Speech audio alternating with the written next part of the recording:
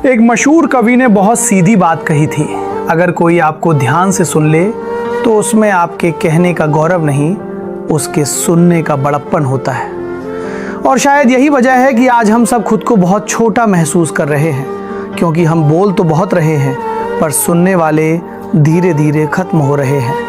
हम एक ऐसे समय में जी रहे हैं जहां हर किसी के पास कहने के लिए बहुत कुछ है पर समझने की फुर्सत नहीं।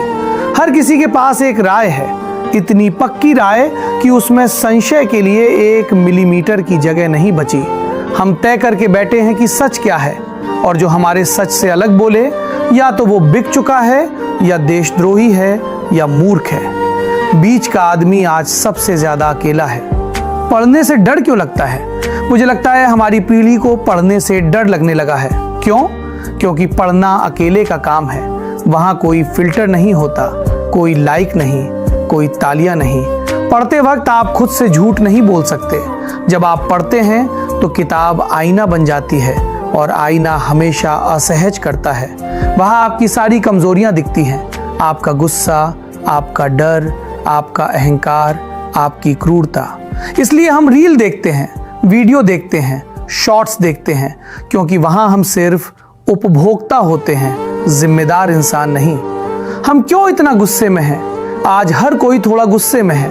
कोई अपने माता पिता से, कोई अपने करियर से, कोई अपने शरीर से, कोई अपने देश से, और सबसे ज्यादा खुद से। हमारे ऊपर सिर्फ वायुमंडल का दबाव नहीं है, हमारे ऊपर तुलना का दबाव है। कितने फॉलोअर्स, कौन सी ब्रांड की शर्ट, कौन सा फोन, कौन सी नौकरी, और अगर इनमें से कुछ नहीं हुआ तो हम खुद को नाकाम मान लेते हैं। पढ़ना क्या करता है? पढ़ना आपको शांत नहीं करता, पढ़ना आपको ईमानदार करता है। पढ़ना आपको ये नहीं बताता कि आप सही हो, पढ़ना आपको ये सिखाता है कि आप गलत भी हो सकते हो। और यही लोकतंत्र की सबसे जरूरी शर्त है। लोकतंत्र मतदान भर नहीं है, लोकतंत्र संशय है। संशय कि शायद मेरी बात पूरी नहीं है। इंटरनेट और दूध का तालाब एक कहानी है कि अगर सब लोग तालाब में 1-1 लोटा दूध डालें तो तालाब दूध से भर जाएगा, लेकिन सुबह तालाब पानी से भरा होता है। क्यों? क्योंकि हर किसी ने सोचा बाकी तो दूध डाल ही रहे होंगे, मैं पानी डाल देता हूं। आज इंटरनेट पर यही हो रहा है। सब रिप्रोड्यूस कर रहे हैं, कोई ऑब्जर्व नहीं कर रहा, कोई 5 दिन खुद जाकर देख नहीं रहा। सब पहले से बनी राय कॉपी पेस्ट कर रहे हैं। पढ़ना सत्ता से आज़ादी है। जब आप किताब उठाते हैं तो कोई सरकार आपकी निगरानी नहीं कर रही होती, कोई एल्गोरिदम आपको ये नहीं बता रहा कि अगला पन्ना क्या होना चाहिए। पढ़ना सबसे शांत किस्म की क्रांति है। कोई नारा नहीं, कोई झंडा नहीं, लेकिन असर गहरा होता है।